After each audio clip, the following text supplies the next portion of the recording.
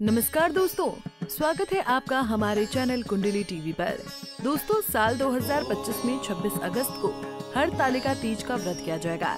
जानकारी के लिए बता दें कि ये व्रत सुहागिन महिलाएं सुखी वैवाहिक जीवन के लिए तथा संतान प्राप्ति का आशीर्वाद पाने के लिए रखती हैं। तो वहीं अविवाहित महिलाएं ये व्रत मनचाहा वर पाने के लिए करती हैं। ये दिन माता पार्वती और भगवान शिव को समर्पित होता है।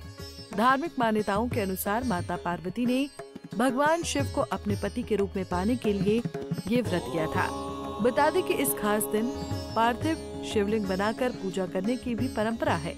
कहते हैं कि पार्थिव शिवलिंग बनाकर पूजा करने से व्रत का पूरा फल मिलता है।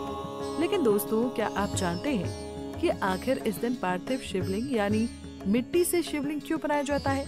अगर नहीं जानते तो आज की ये वीडियो आपके लिए खास होने वाली है, क्योंकि आज हम आपको इसके पीछे का कारण और महत्व के बारे में बताने वाले हैं।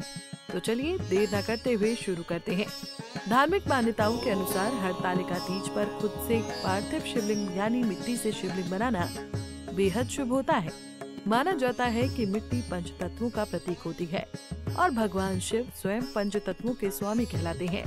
इस कारण मिट्टी से बने शिवलिंग की पूजा करने पर साधक को शीघ्र ही पुण्य और आशीर्वाद की प्राप्ति होती है।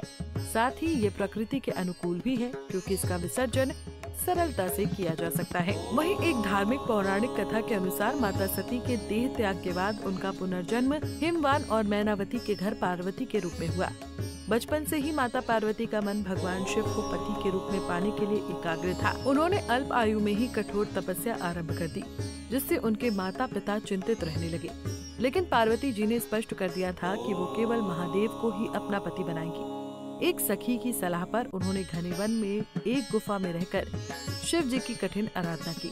भाद्रपद शुक्ल पक्ष की तृतीया को हस्त नक्षत्र के दिन उन्होंने मिट्टी का शिवलिंग बनाकर विधि पूर्वक पूजन किया और पूरी रात जागरण किया। उनकी तपस्या से प्रसन्न होकर भगवान शिव ने पार्वती जी को अपनी अर्धांगिनी के रूप में स्वीकार किया। कहते हैं कि तभी से हरतालिका तीज पर मिट्टी का शिवलिंग बनाकर पूजन और व्रत रखने की परंपरा शुरू हुई। चलिए अब आपको बताते हैं पार्थिव शिवलिंग बनाने के नियमों के बारे में।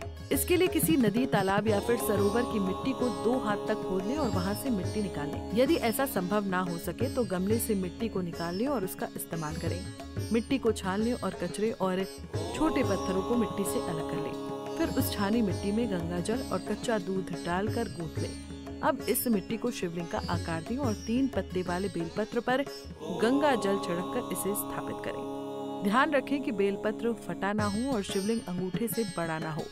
पार्थिव शिवलिंग को स्थापित करने के लिए कोई भी एक लकड़ी का फट्टा या चौकी लें। उसे साफ स्थान पर रखें जहां आप पूजा करने वाले हों। फिर चौकी पर थोड़ा सा गेरू और गंगा जल डालकर उसे लीप लें और फिर शिवलिंग को वहां स्थापित करें। बाद में पूरे विधि विधान से पूजा करें।